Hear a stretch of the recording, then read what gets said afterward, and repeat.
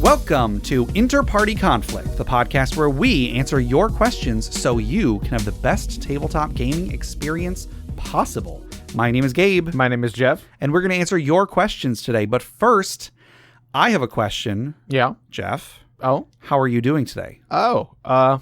Pretty tired. Yeah. My work is moving buildings.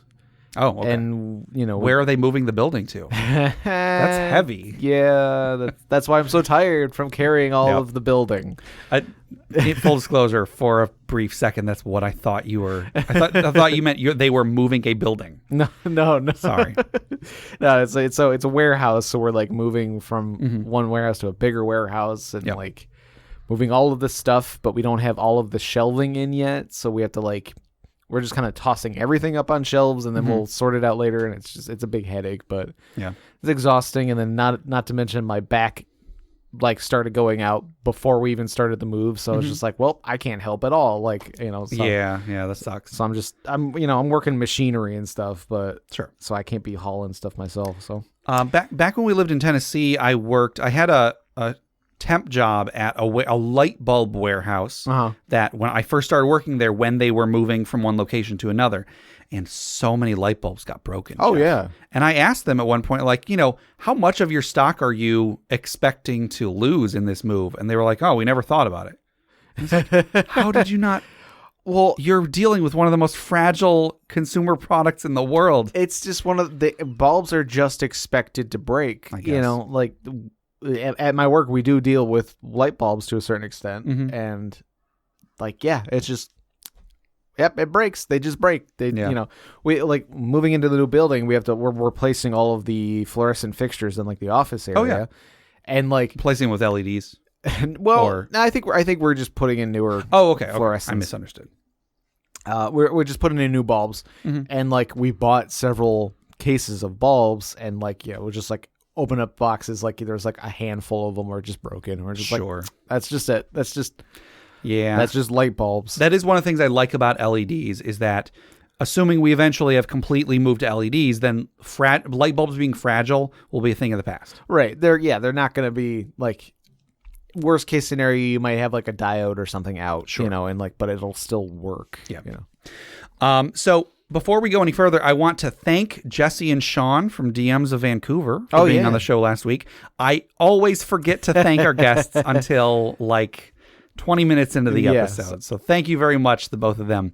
Also, we forgot to mention it while they were on last week that the two of us are going to be on an episode of their show. Oh, right. We recorded that last week, but theirs won't go out for a little while. Yeah. Theirs will be out a while longer. We'll tell you about it. We'll put the link on social media when it actually comes out. Yeah. But keep an eye out for them. Go listen to their show. It's a great show. Yeah, I've enjoyed I watched or listened to a few episodes of theirs before we recorded with them, and I was actually enjoying it pretty. It's a good show. I don't get sucked into too many podcasts like you do. Yeah, but I enjoyed this. Here's the thing, Jeff. What? Now that I have a smartphone and I can watch whatever I want. Oh no, I actually haven't been listening to very many podcasts. There's still a good handful that I listen to. You're slacking off. I know. I feel bad. I honestly feel bad because it's there used to be this huge long line of podcasts that's I always listen to every new episode that comes out the moment it comes out. Right. But now I'm a bunch of those, they're on my backlog. I'll get to them eventually, but The Good Place, I gotta watch all of that. Yeah. So we'll see how this upcoming year treats my media consumption. So I'm getting back into 3D printing. Right. A couple days ago, I broke out both of my 3D printers, one of which I realized does not work. Oh no. I'm gonna have to get it replaced because one of the motors just doesn't work. I don't know what. On your old one? On my old one, yeah. Yeah? Oh, man. So, you already had that one replaced once before. I've replaced it several times, and last time I got it replaced, I didn't bother to test it. I was like, oh, it's brand new. Sure, I'm sure it will work. And so it's just been sitting down there for a few months, and I went to go use it for the first time, and one of the motors doesn't work. Oh, jeez. And I made sure it's connected. It's just not doing anything. So anyway, but my other one, my more expensive one that was so frustrating for me that I put all this work into building and so on, it's been working like a charm.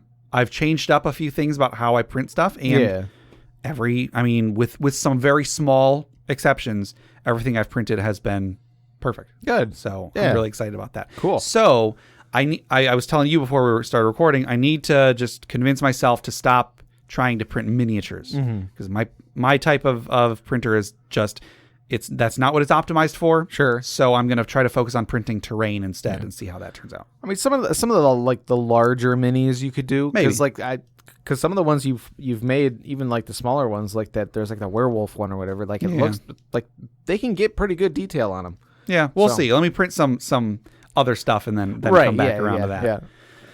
But so my break is ending. I've been off work for about a month. Ugh. It's been awesome. It's been awesome, but I've also been going stir crazy. So Sure. Yeah. I have a ton of stuff I meant to do and I didn't. I wanted to get an episode of the Arcade podcast out, and I am still I have, about half of it done, but I haven't gotten. I've tried to get some more submissions over the last month and haven't gotten enough. So I'll put out an episode whenever I do, I guess.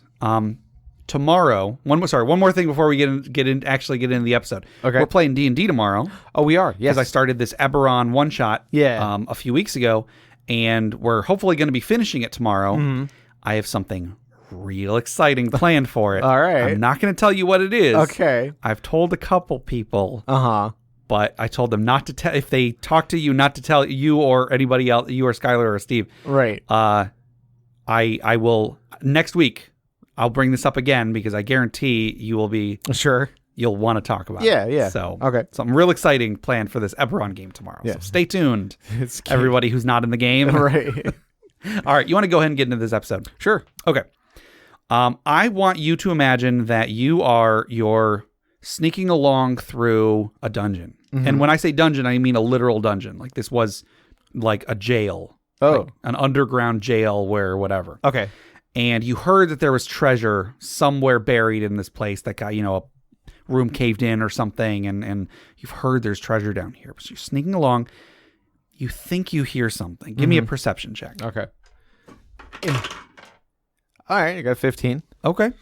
So you listen and you hear, it's like a tapping, like a rhythmic tapping. Oh. And then you realize this is like a message. I don't know what the fancy equivalent of Morse code. Right. Sir Morse code. Sir Morse of code. Is coming through. And you realize you know how to interpret this from some, I don't know, class you took a long time ago. Sure. It's like hold on. It's like arcane binary or something. Sure.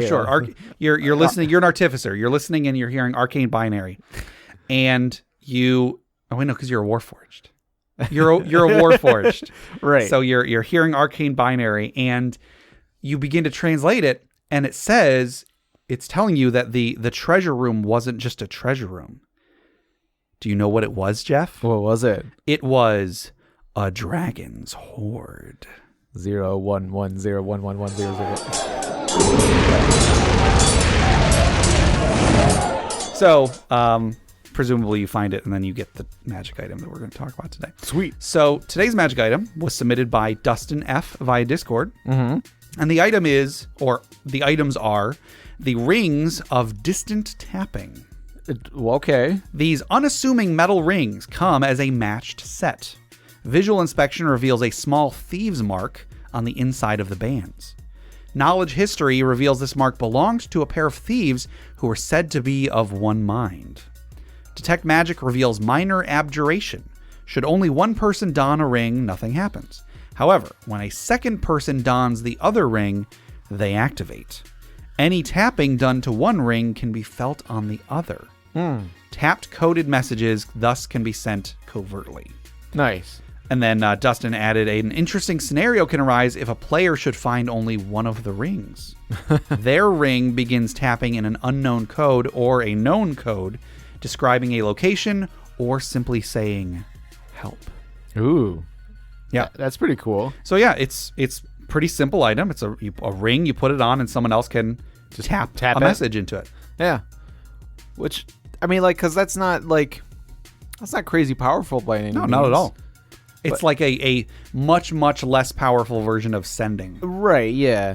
I mean, I could see that very much as a, you can use it like, tap once for yes, twice for no, Sure, sort of thing. You can do it that easily. He just said yes twice. Oh God.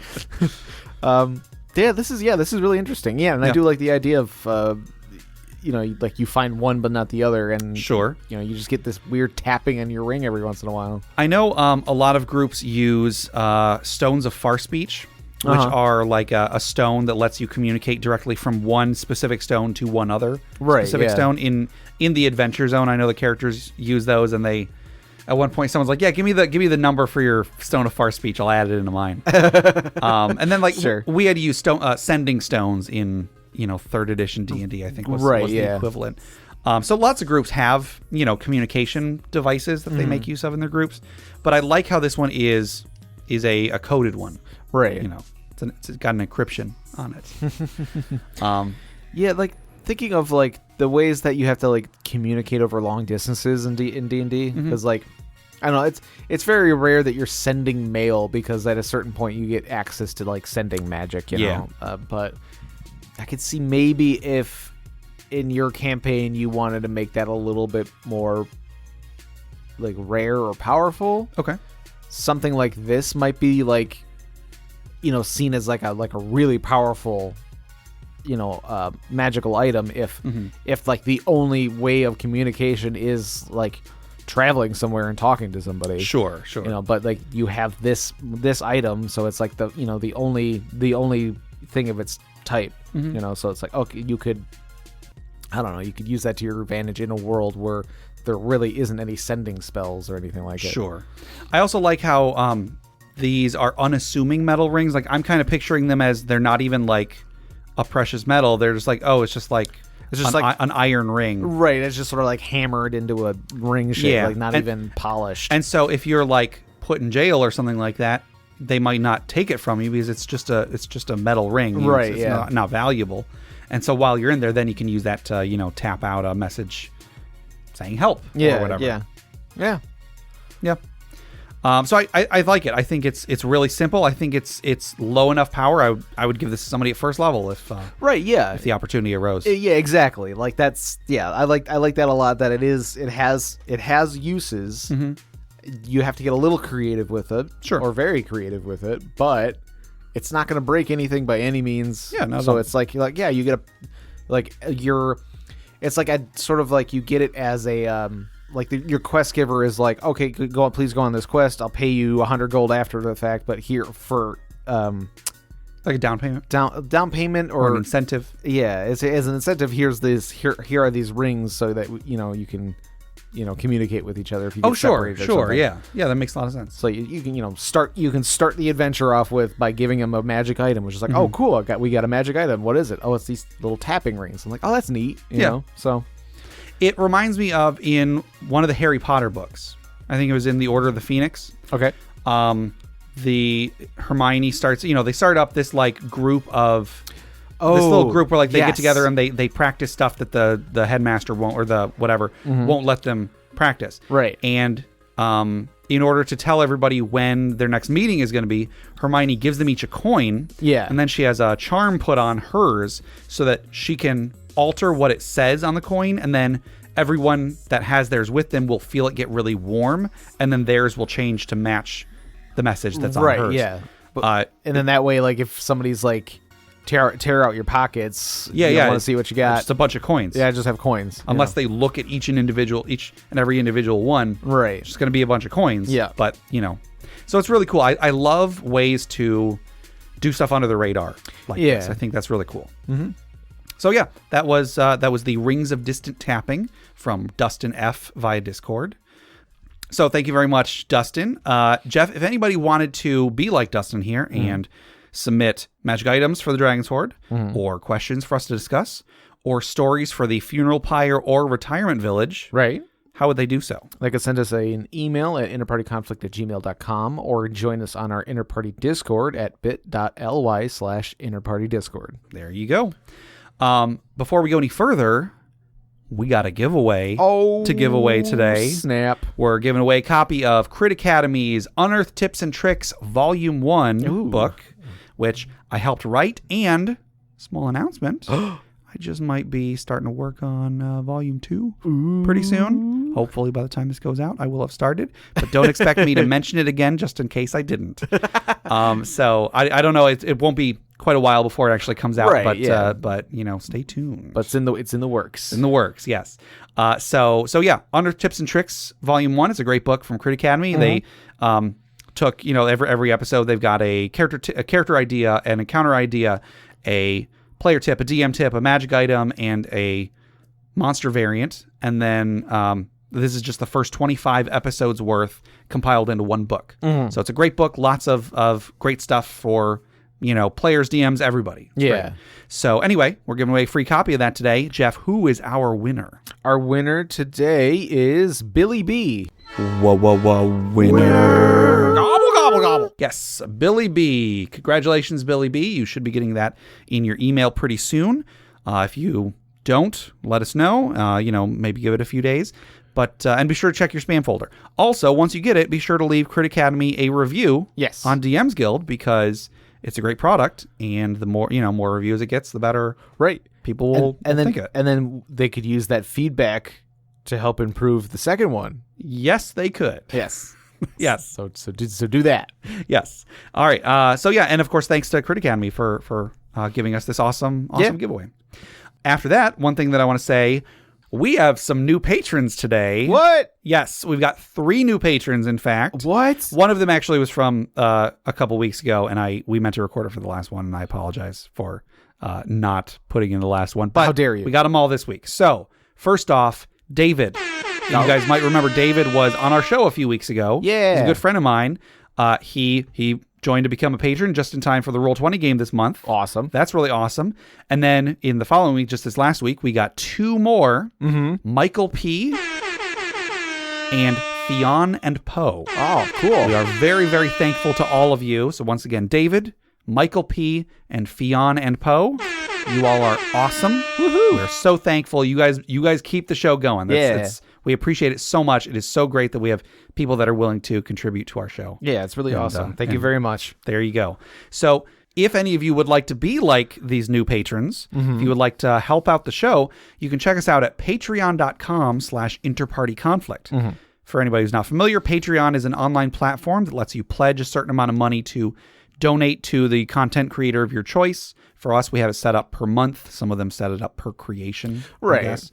But anyway, so you can pledge a certain amount per month. We've got a few different tiers. We've got different rewards at each tier. We've got outtakes. We've got fantasy fiction that I wrote. We've got, I'm turning some of those fantasy fictions into audio. We've got a monthly bonus podcast, InterPatron-Conflict, where we cover a variety of topics. And then we have a monthly Roll20 game every month. And so go ahead and check that out. Patreon.com/InterPartyConflict. Look at the different rewards, see if anything appeals to you, and then, you can help out the show and get some cool stuff in return. Yeah. So, again, thank you to everybody who has donated, and thank you to our new patrons. We really appreciate it. Woo! All right, and then one more quick thing. Check out the other podcasts on the Crit Nation Fellowship. Check out Crit Academy, critacademy.com. We already mentioned them with the Unearthed Tips and Tricks book, but Crit Academy is a great podcast where Justin, Ian, and Brandon create new and reusable content for players and DMs alike. Then check out Brute Force and Ignorance. They are an actual play podcast on the network. And if I'm not mistaken, I think they are either about to start or they just started another, some other thing. I think it's might be a one shot. Okay. I could be wrong about that. Whatever it is, they're in the process of starting something else. So check them out. There's some great guys. We had a couple of them. We had Jake and Dan on our show a few months ago. Yeah, that was a lot of fun. And then also check out D&D Character Lab. Garen and Dan, they stopped making episodes, but their podcast, every week they made characters and debated whose characters were better. Yeah. So check those out. Let's get into some questions, Jeff. Sure. Our first question comes from Jom Gemstone on Discord. Do you like to prepare a backup character for a campaign? Yeah, I think this is a good question. When I first started playing D&D, I don't think I ever would have thought of making a backup character. But then I played with a guy back when I was in the campaign where I was playing with Chris. Dang. Like when our good friend Chris, when I started playing with them, there was one session where this guy showed up and he was a new player, or new to our group. He had been playing the game for a long time, but he was our first time playing with us.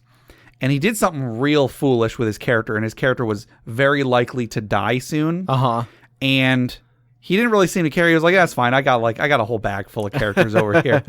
And that seems so weird to me. But talking with the other players afterwards, they were like, "Yeah, he's been playing since first or second edition. Back in those editions, your character would die instantly in all sorts of cases." It's funny. I actually wasn't even thinking of it that way. I do have backup characters, but more so that I can fit the group better. Oh, okay. Because everybody's got like their favorite characters to play, or the type of character that they always play. Sure. But we've expressed before that we typically like to just kind of fill out the group because I can find a way to enjoy pretty much any type of character. Yeah. So I'm always creating several different characters so that if the other few people in the group are like, "Oh, this person wants to play healer, this one wants to play a spellcaster," I'll be like, "Okay, I'll be a barbarian." No big deal. I got that on tap. Yeah. But yeah, think of it as my character could die, I should have a backup. Sure. I guess that works in the same way. That's how I was interpreting it, but yeah, it might be what you're saying. Because in earlier editions, dying is much more prevalent, and then I mean, in general, when we play in the groups that we play in, we tend to shy away from killing off characters. Character death, it's make it rare. But not impossible. I don't ever want to take the danger out of it, but I would rather try to find tension in something other than character death. Right. Yeah. So, I mean, there might be adventures or one-offs or something that we do. If it's a one-off, it's if the character dies, all right, that was fun. Sure. Had a good time. So yeah, I definitely do make backup characters specifically for just in case the character I made doesn't fit the group dynamic as well, because I want to have a nice rounded group. It's kind of more fun that way. Sure. Unless you're specifically going, let's all be bards today, Right. Well, let's all be warlocks. Yeah. Well, there was the one time that we didn't actually end up playing this campaign, but we all statted up individually. We made Gestalt characters. This was 3.5. We made Gestalt Eberron characters. Yes. We all came to the table. Each of us was a different specialist wizard. Right. Yeah. I think I went with transmuter. You were a transmuter artificer. I was a necromancer cleric. Steve was an enchanter beguiler. Oh yeah, the beguiler. And Jay was, I want to say Jay might have been an abjurer. Yeah, I think he's a dwarf something, or I don't know, whatever Jay ends up doing. That fits Jay's MO. So yeah. Abjurer. That sounds about right. It was just completely independently. Yeah. All of us were different specialist wizards. Oh yeah. Okay. Yeah. I don't think I usually do. I guess in the sense that you're saying I've got character, of course I've got character concepts. I've probably got a bunch of half-finished characters, but I never specifically bring them in the hopes of swapping them out if necessary. I always try to get that worked out. I always figure that out beforehand, Jeff. I don't know what your problem is. There was a time, I want to say, back when the D&D miniatures game was big. Back when it was its own game. It wasn't. It was compatible with D&D, but there was a game that was specifically you buy these miniatures and then play this other game with the simplified game with the miniatures. What? I'm just remembering Voltram. Well, that's what I was going to say. I think Steve's character died, and then we just had his brother Voltram come in. No, Voltram was the. I know. Voltram was Steve's character. When Voltram died, his brother Voltram just walked into the room and said, "Voltram, no! Voltram, no!" And then I think started fighting in his place or something. Right? Yeah. Voltram the Archmage. Yeah. I am Voltram the Archmage, and I am going to deal 66 damage. Yes. And so he's saying all of the mechanics in character. That's the way Steve chose to play this character. I'm going to convert this spell into pure damage, because there was archmages could take any slot spell and turn it into just They had it was called Arcane Fire, I think it was called. Yeah, that's it. Yeah. Just any spell slot, you could just turn it into just damage. I'm going to be dealing 12d6 Arcane Fire damage. Yeah. Because there's a band called Arcade Fire. Oh. And every time, for years, every time I heard them on the radio, I was like, Arcane Fire? Is this a D&D reference? No, it is not. But So back in the earlier edition D&D days, you would have a pile of character sheets, or at the very least, when your character died, you would just on your sheet put Junior. And then, oh look, it's my father was this character that died. Now I have the same stats and class and race and everything. Dad, no. I guess it makes sense that you have the same race as your parent. But anyway, sure, yeah, like but you playing an elf, maybe it's a half elf. Sure. So in earlier editions, that was definitely a common thing because again, the game was just deadlier back then. Yeah. A lot of things were like a save versus poison. Poison meant you died. Right. It wasn't, which kind of poison? No. It was just you roll versus poison. Yeah. You died. You're dead now. Yeah. Yeah, there was a lot more save or dies. Right. And, not to pass up an opportunity to talk about how awful the Tomb of Horrors is. That's why stuff like the Tomb of Horrors was based around earlier editions where every potential challenge, if you fail your roll, you're dead. You're dead. Yeah. So yeah, in that type of game, not uncommon for you to be like, well, I've got this other character, just whip it out, bam. Yeah, because the defense against the Tomb of Horrors is figuring out the puzzles so you don't have to roll the die. Exactly. Yeah, if you know what you're doing, you can get through the entire Tomb of Horrors without a single save. You just have to know where to go and what skill checks to make. Which plate to press down with a 10-foot pole with raking motion. Yeah, you can use a raking motion to find the not that entrance, because that entrance you die. Right.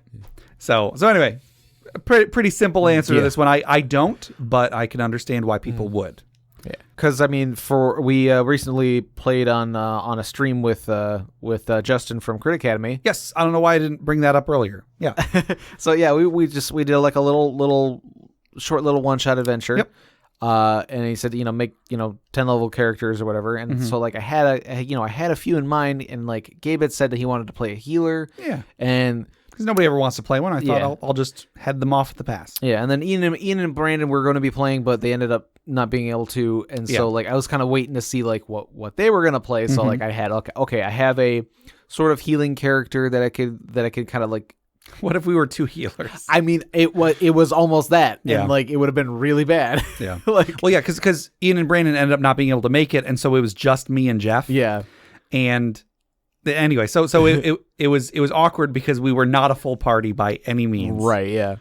I forget what I had another one as well. I can't remember, but I ended up going with the stealthy ranger. Yeah. Guy. It's a bugbear. I kind of pictured it as we were a cleric and a rogue. I mean, we weren't a cleric and a rogue. I was a bard, actually. Right. But a healer and a sneak attacker. Right. Basically. And it ended up just you taking so much damage because no one could see me. Honest question, did you take any damage that entire I took some of the poison damage. Okay.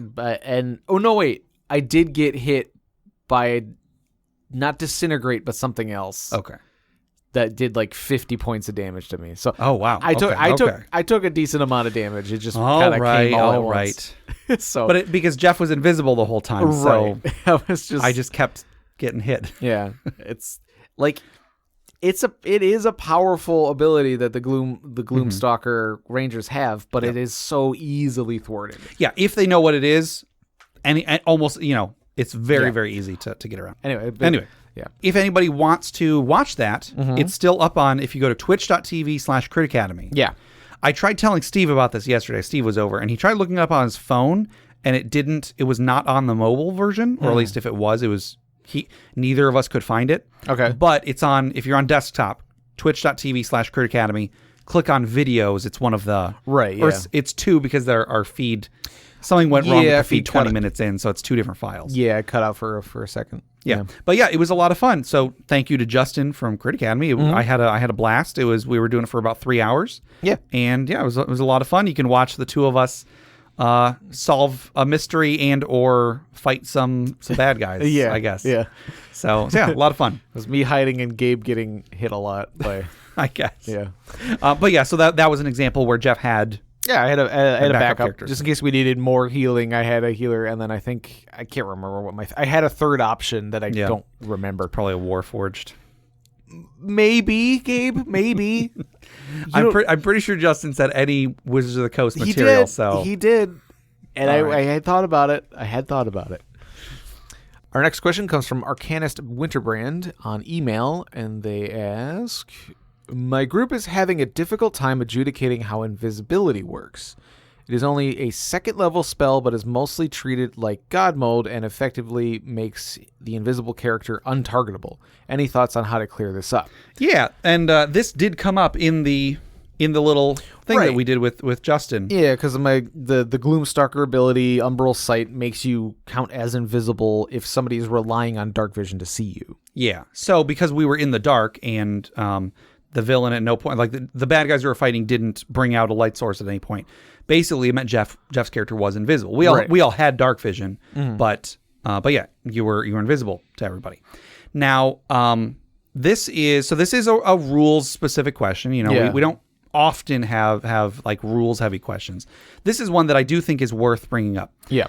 In earlier editions, it worked differently, but in 5th edition D&D, invisibility doesn't make you untargetable. Right. It's very easy to think that it does, but if you're in combat, if you're invisible, unless you are hiding, everybody knows what square you're in. Like they know which 5-foot area you are in. Yeah. Which, now that I think about it, I could have been using my bonus action to hide. Well, why didn't you, Jeff? Because I didn't fully understand the. Well, okay, but also you didn't get hit by any. You didn't. I was getting hit by stuff. Okay. Well, all right. Let's 50 damage or whatever. Okay. Sorry. So I think we probably had roughly the same hit points too. Yeah, because I had a D8 as a bard. Yeah. Yep. Anyway, so invisibility can be easy to mistake it for just no one can see you, nobody knows where you are. Right, you're untouchable. Right, but again, if you are not spending an action to hide or using a bonus action to hide, if you're a class or race that lets you do that, then everybody knows where you are. They can attack you. They just have disadvantage. Right. It's still a very powerful defense, and of course, you know, the invisibility spell goes away once you attack. So if you attack, you just get that one attack and then you're visible. Right. But if you have it, like with Jeff's ability, if you have it long term, then it is very important for the dungeon master to know, like, enemies can still attack them. They still know exactly where they are, but they just have disadvantage to attack them. Right. And then also like spells that aren't attack rolls but are saves. Yeah. Like if they know where you are, they just cast it in that area and you have to make the save still. Yep. So I mean, Sacred Flame can target you just as well as anybody else. So yeah, Fireball, like it's an area, you know, things with like an area effect or that aren't, you know, anything that's not an attack roll. Yeah. So, I mean, the idea is, of course, with the Fireball is like you're just blowing up an area. So you're, you know, if you're invisible, you still have to dodge out of the way. Sure. You know, like with some of the other, like, I don't know exactly how all the other spells, like save spells, kind of work. I mean, if they know what square you're in, they can still target you. That's right. The important thing to this question is they can still target you. All they have to do with a spell with a saving throw is to just target you. You make the saving throw. Yeah. You don't get any benefit. You're subject just like anybody else. Yep. And then it's just disadvantage if it is an attack roll. If it's an attack roll, yeah. And of course you have advantage to attack anybody else. Right. Yeah. So I mean, like disadvantage, like it doesn't get any worse. Yeah. It's like if you already have disadvantage from something else, attack the invisible person. Yeah, it's not any worse than not. Exactly. It's like, well, might as well try to get rid of the guy who's invisible all the time. You know, that kind of thing. In 3rd edition, it was real confusing. So if you were invisible, if an enemy was invisible, you had to like make a listen check to see if you could tell what square they were in. Right. If you succeeded and you knew what square they were in, you could attack them. However, there was a 50% chance that even if you rolled a natural 20 or whatever, even if you hit, your attack just flat out missed. Right, yeah. And it was real frustrating. Yeah. And then they might just 5-foot step into a different square. Now you have to make another saving throw or another listen check. Yep. And then make another attack roll, another 50% miss chance, and so on. That was closer to being, you know, God mode or whatever. Right. Also, I've heard of there are groups where people, if someone was invisible, they let them use the coup de grace action. Oh, wow. Because it's like, oh, they can't see me, so I'm just going to stab them in the neck. You know, I'm just going to go for the jugular or whatever. Right. And although that might, quote unquote, make sense, It's never been that easy. In order to get a coup de grace, the target has to be helpless or tied up or something in some way that they are not able to physically react to what you're doing. Right, yeah. So a lot of people play invisibility as more powerful than it's intended to be. And but on its own, it's still pretty powerful. Well, right, yeah. If you are sneaking, like if you are making stealth checks, you're invisible. Nobody knows you're there. Yeah. It's awesome. Yeah, and like it definitely has different uses inside and outside of battle, because like inside of battle, like they could still target you and they just get disadvantaged. But outside of battle, like you could be eavesdropping. Yeah. It's got a lot more uses where I feel like invisibility is probably more useful outside of battle than it is. I would agree. I would even say if you're in combat while you're invisible, you've wasted your invisibility. Sure. Because it's over once you attack. Even if it's not, it's a good buff. Yeah. But its main thing, it's best used when you're making it so that no one even is thinking to look for you. Yeah. You're just standing in the corner of the room while they talk about the evil plans or whatever. So I really like that aspect of invisibility. Yeah. In combat, sure, it's a buff. They have disadvantage to attack you. You have an advantage to attack them. Yep, it's a good, easy way to get sneak attack as a rogue, that sort of thing. But I would never cast invisibility on myself just to get one attack with, sneak attack. Right, yeah. You want it to be for a specific reason. Maybe do a surprise if you're going for the surprise round or surprise attack. I still don't quite fully understand surprise in That's a whole nother topic. And we've talked about that in the past, and I still feel like I don't understand it. Yeah, it's yeah. I remember there was one, I was hearing a story about this one guy. He had a ring that let him become invisible whenever he was wearing it.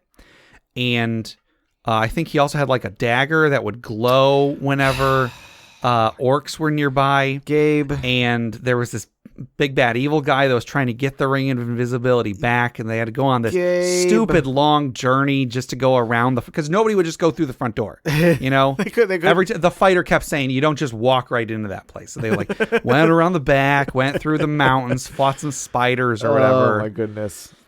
This is a joke because clearly I'm talking about Harry Potter. I brought up Harry Potter earlier. Before that, there were all these dwarves. And then one of them went into a barrel, and it was ridiculous. Do a barrel roll. Clearly, I'm talking about the Chronicles of Narnia. When Edmund got the ring of invisibility, and then Susan fought the spider. Yeah. So anyway, invisibility. It is very powerful. However, it's not quite as powerful as you think. It just gives you enemies have disadvantage to attack you. You have advantage to attack them. Yeah, it's somewhat limited, and there's ways to deal with it. Correct. However, even if you have it every round like I did, there's still ways to deal with it. Sure. But again, if you can use the hide action, then that does make you invisible until you attack. Sure. Once you attack, you're no longer hiding. So there is a feat, I think it's the Skulker feat. Okay. Is what it is. That attacking while hiding, if you're hiding and then you attack, if you miss, it does not reveal your location. Oh, that's really cool. Yeah, it's nice because if you miss, then so if you're shooting from range or something like that, if you miss your target, they don't know where that came from. That's really good. Once you hit them, then they're like, oh, obviously it's coming from this direction because I can tell from the arrow. Sure. In me. Well, I can see the arrow. The back is pointing out in this direction. But the arrow is pointing that way, so... Right. So, if you, let's say you do have the ability that lets you hide as a bonus action, then you can hide as a bonus action, but then if you attack, you have advantage on that attack. I guess you'd have it either way. Sure. But then you're visible, so now enemies can target you after your turn is over. Yeah, I guess you could hide after the attack. Oh, that's a better idea, actually. So, if you're invisible... but still in a dark area. Yeah. You might want to still move to a different square though, because if they might try to attack that square just in case. That's true. Yeah. Okay. Yeah, there you go. Yeah. All right. Well, I think that'll do it for our regular questions for this week, but we do still have our social media questions. Okay. Last social media question was, what are your dream dice? If you could have any set of dice, what would you choose? And this was posed by Jeff here. Oh, yeah. There you go. Well, just because I keep getting all those ads from like Wormwood or whatever that they just show me all these pretty dice, and I'm like, oh, I want it. So, yeah, no, there's some cool dice out there. Yeah, we are not sponsored by Wormwood. No, I wish we were. So I think I said that the dice that I wish I had was Alitamara's dice. Right, yeah, from the that convention or whatever. Yeah, it's from the Epic Level Handbook, and they gave them out at something. And I have 3D printed a version of them. Yeah. But again, it'd be cool to have like the official ones. Sure, yeah. So we got a few responses over on Facebook.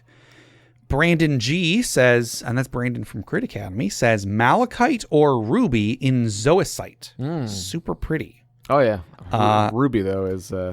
I know that Malachite and Zoisite were Sailor Moon villains. Oh, really? Yes. I mean, I know what Malachite is. I don't know what Zoisite is. Malachite is the fusion of Lapis and Jasper. Well, la-dee-da. Well, la-dee Steven Universe da. Oh, okay. I was going to say, look at Jeff, the person who took a class on a cartoon, apparently. Yeah. I know that in the Shackled City, the fortress at the end of the first adventure was called the Malachite Fortress. Or the Malachite Fortress. Yeah.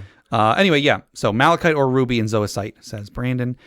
Tommy D says Meteorite. They'd be out of this world. Oh, but there you go. That's pretty cool though. Like Meteorite can look pretty. And yeah, he made a joke, but that is a thing. You can. Yeah. They're incredibly expensive, but you can get Meteorite dice. Dustin F says, I would love to have dice forged from melted down swords. Interesting. It would be like owning the nerdy version of Andoril, which is another thing from the Chronicles of Narnia we were talking about. Right, yeah. No, that's Harry Potter, actually. Oh, sure. Ryan P says, I've always thought a tungsten D20. Always loved the sound of heavy dice, and that would be the pinnacle. Right. Denting tables. I played, it wasn't tungsten, but it was pewter. I think I played with somebody that had a pewter D20. And yeah, solid bam every time it hits the table. Put a dent in the we were using a dry erase mat, as a dry erase board as the battle map. Ryan P said, I just did Ryan P. Sean M said, I'd love an ancient Egyptian D20, the original gaming dice. All right. There you go. That'd be really I think cool. one of the oldest dice in the world, I think, is an Egyptian D20. And then Justin H says, one with 20 on all sides. We asked the question. Right, yeah, that's true. Over on Twitter, I think we just got one. That's Carl with a K, says, I would love a nice set of semi-precious stone dice and a set of carved hardwood dice. Oh, okay. So, kind of like what Brandon was saying, like ruby or whatever for semi-precious stone, and a set of carved hardwood. That'd be pretty cool. Yeah. We didn't get any on Reddit and on Discord. Debrasaur says, I think it would be really amazing to have dice that were completely dark and blank, but when rolled, the number on top would gently glow. Ooh. That could definitely be a thing. I think it might be hard for like a D20 or something, but I know that there are dice that there is a D20 you can buy that when you roll a 20, it lights up. Oh, cool. Like it flashes colors or something. Nice. So that could work. I'm sure there's something like that. Yeah. I can't see that being impossible. Yeah. And then you could get a version of them that it always brings up, whatever you roll brings up the highest result. It's always blank, but then you set your app or something. Right. Thoen Frostax says, I've been eyeing a set on Etsy that is made of clear acrylic and has gold, red, and copper leaves in them. The perfect dye for an autumn-loving New Englander such as myself. Nice. Also, I'd highly recommend checking out the YouTube channel Ribonator. His channel is dedicated to making custom dice, and watching the process is a lot of fun. Cool. And there you go. I can definitely get behind that. That sounds like some awesome dice, and I do enjoy watching YouTube channels where it's like just someone manufacturing a thing. Just making a thing, crafting. Yep. It's really cool. The Beverage Tea says, I would be happy for a set of dice that actually would stop on numbers other than 1, 2, or 3. Every single set I have tried is so stubborn about rolling well below average and destroying all notion of probability. A D20 that rolled an 11 on occasion. That's all I ask. I feel you. Yeah, this set of dice that we got from Adventures in Aurelia. Yeah, I use those all the time. They're the ones I keep on my desk. Yeah. This D20 has rolled single digits for me 9 times out of 10. Well, here's the thing, Jeff. When we were doing the actual play the other day, like, I kept rolling I know. above 15. Oh, I know. I was afraid that people watching might think that I was fudging my dice because we were doing it on the honor system. Right, yeah. I was actually rolling pretty well that for that too, and I was also like, I hope he doesn't think I'm fudging. Then I rolled a couple natural ones in a row, so. Yeah. Yeah. Yeah, like when you roll so good, you feel bad. That, I know. Like because I usually roll really badly. Right. I feel like everyone's going to think I'm cheating when I don't do that.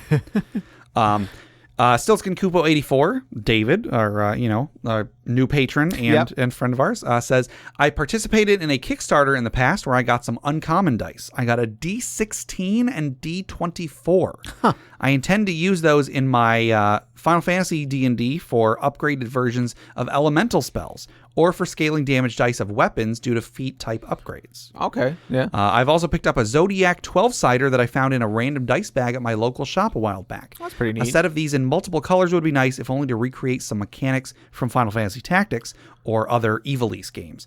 That's really cool, having the different Zodiac on a D12. Mm-hmm. That's really cool. And then one more thing that David said was, I would also like a die with all the damage elements on it, and a die with status buffs, and a die for debuffs or ailments. And yeah, that'd be really cool. If you're ever like, you could use that for monster generation. Here's an idea.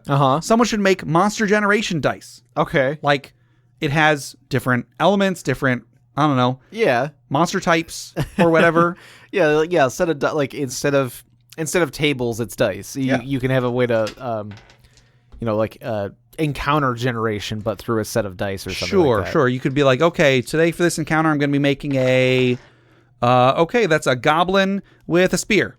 Right. Or something. Yeah. Something like that. I think that'd be really cool. Maybe your dragon dice, like dragon dice could be used for something like that. Maybe. Okay. Yeah, maybe. It takes some working, but maybe some way to repurpose them for that. Sure. Yeah. One thing that I do want to say is this makes me think of, I bought some dice when we started our Eberron game a few weeks ago. I was at the local gaming store, Pandemonium, and I bought a set of dice that was on clearance that are, it's the regular set, it's the D20, D12, 2D10s, D6, D8, and D4. Yeah. And each one, they're all shaped really weird. They were called like wizard dice. Oh, right. The D20 is a D20. It's a little bit bigger, but it's got some details on it. But then like the D10s are each like potion bottles. Mm-hmm. The D4 is like a little tiny decanter. I think D6 is a fireball that like you roll it and like it lands on a different part of the fireball. Okay. I'll put a photo of them in the show notes or something. It's really interesting. They all look really weird, but they're all pink. Like I imagine there were probably other colors, and then the pink ones are the ones that didn't sell. Sure. Because there were a couple other bags of just pink. Yeah. But anyway, they're really interesting dice, and they look really weird, but they're all just the typical D20, D12, so on. And then I do have a D30 and a D60 and a D100. Right. Because I know one of the I know David said about he has a D16 and a D24. I don't have either of those, but Yeah. All right, and then so that'll do it for our last social media question. But then the next social media question is dinner plans with your gaming group. Do you eat before, during, or after a session? So you're going to be playing in the evening or in the afternoon or whatever. Do you grab a bite to eat on the way there? Do you stop to eat while you're playing? Or do you wait and then you go out to eat afterward? Right. Or do you eat while playing? Sure. Sure. Because I can see some people doing that, but some people not wanting to do that, get greasy fingers, that sort of thing. Because there were definitely times where we would stop. We would be like either like right before or right after a battle or something like that. We're like, okay, combat, we know it's going to take a while. I'm getting kind of hungry. Let's not start the combat right now. We would run and go grab like McDonald's or something. Yeah. So I feel like there were some times where we even said like, hey, let's do some role playing in the car or whatever. Or we would like do some non-combat stuff. Yeah. On the way there or on the way back. A lot of groups I've been in, we would take a break for dinner, order pizza and then stop and just hang out while we're eating. I feel like whenever that happens, though, it ends up taking up like half the session. Sure, yeah. It always ends up taking up a huge amount of time. Yeah, even if we were just like, going right down the street to the one of the fast food places, like there might be like a line or something that took way too long. Yeah. Or there was that one time we each went through the drive-thru. Like there was the four of us in a car. Yeah, it was in Jay's car. Jay went through because we all had cards. Yeah. None of us had cash. We went through the drive-thru once with Jay driving. Then we all got out. I got in the driver's seat. We went through again. Yep. And then you got in the driver's seat. Steve got in the driver's seat. And then Jay kept resetting the song that we were playing. So it was at the same point of the song every time we got up there. Yeah. And it was Banana Man from Tally Hall. Tally Hall. Yeah, good times, man. So yeah, I feel like a lot of the time we will eat during the session, and it always takes forever. So just a suggestion to everybody. I'm not trying to pass judgment, but if you're looking for my opinion, you should eat beforehand because just get it out of the way, and then it's like get it out of the way. That way you're not also getting like, you don't want to get hungry in the middle of a session. So like, you're like, well, we said we were going to eat after the session, but I'm getting really hungry. Or maybe now. wait and eat afterwards, because otherwise you'll be like, you'll be full brain or whatever. You'll be like, all drowsy. All drowsy through the whole. Yeah, maybe. I don't know. Maybe there's not a right answer. Right. So let us know your answer. Let us know what you guys Let us know your wrong answer. Yes. All right. So let us know what you think on social media. We'd love to hear your responses. That'll do it for questions for this week. But before we close out, we still are going to relax. Let's take a deep breath. Let's remember those who have come before us, who maybe given their lives so that we may have a better world to live in, as we toss another log onto the funeral pyre.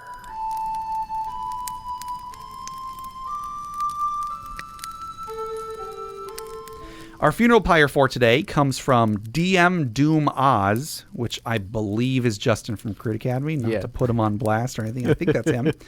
And the story goes as follows. We were running Dragon Heist. I was playing a rock gnome named Nope, or Gnope. I'm guessing the G is silent, like in gnome. Right. He was a bit of a compulsive liar. This includes impersonations. His favorite was a powerful archduke. He always made the party's life a bit of a living 9 hells, am I right? But it was fun to play. Partway through, I decided to play test one of our new player options, the Blade Dancer. So I worked with the DM and decided on the day of the switch. But he didn't tell me how it was going down. Nope was trying to get into a prestigious noble gala. Taking on his Archduke persona, later on the guard caught up with us to honor the Archduke. But it was a trap. They saw through his disguise, and then he tried to bribe his way out, which is a capital offense. So the captain called forth one of the guards. The guard proceeded to beat Nope to death. Oh. With his last hit points, he changed into a spider to try and slip through a crack and escape. But sadly, he got the boot. Oh, jeez. The guard walks over, cuts off Nope's head, and then removes his own helmet. Beneath the guard's helm was a red-skinned half-orc with huge sideburns. He picks up the head and says, "Ha! Who would like some of my famous rock stew?" And that's when I realized I beat my own character to death with my new character, the chef, Brick. It was an amazing surprise. Oh, no. So there you go. That's what happens when the dungeon master, I don't know, screws over your character or whatever. So he screwed over. He killed off his old character with the new character. That's that'll teach you to have a backup character. There you go. So let's raise a glass in memory of all the people who ever wanted a backup character and were punished for it. Clink. There you go. So that'll do it for today. If you want to submit questions for us to discuss, or items for the Dragon's Horde, or stories for the funeral pyre, you can email us at interpartyconflict@gmail.com. If you want to check out show notes, we've got links to media mentioned on the show, as well as running lists of questions and magic items. Go to interpartyconflict.com. You can also find us on social media. We're on Facebook. We are on Reddit. We have a Twitter at InPartyConflict. We also have our Interparty Discord, which is at bit.ly/InterpartyDiscord. You can find us on there. If you answer the questions on social media, then your answers might end up on the show. Find us on the podcast app of your choice. Wherever you download podcasts, you can find us. Please give us a rating, a review, subscribe to us, or just tell a friend about us. If you want to support the show monetarily, you can check us out at patreon.com/InterPartyConflict. We have a few different tiers, so anything you can spare, even $1 a month, would go towards making the show better, and you'll get bonus content for it. Jeff, tell us about FriendQuest. FriendQuest is our YouTube channel where we play video games. Yes. I had meant to come over and record some FriendQuest at some point over my break, but just didn't have time. Right. So, yeah. Sorry. That's fine. I've been kind of busy at the time, too. So yeah. Speaking of video games, check out my side project, the Arcade Memories Podcast. If you want to submit any of your own stories for the podcast, you can submit them to me at arcadememoriespodcast@gmail.com. And head over to bit.ly/InterPartyConflict to take a short survey about our show. What you like, what you don't like, etc. And just for taking it, Mary and Tom from hollandspiel.com will give you 2 free printable board games. So check that out. And of course, our music is made by Boxcat Games from Nameless the Hacker's RPG. So Jeff, until next time. Jeff, where'd you go? I can't see Jeff anywhere. Shh, I'm invisible. You can't see me. But are you hiding as well? Yes. Ah, dang it.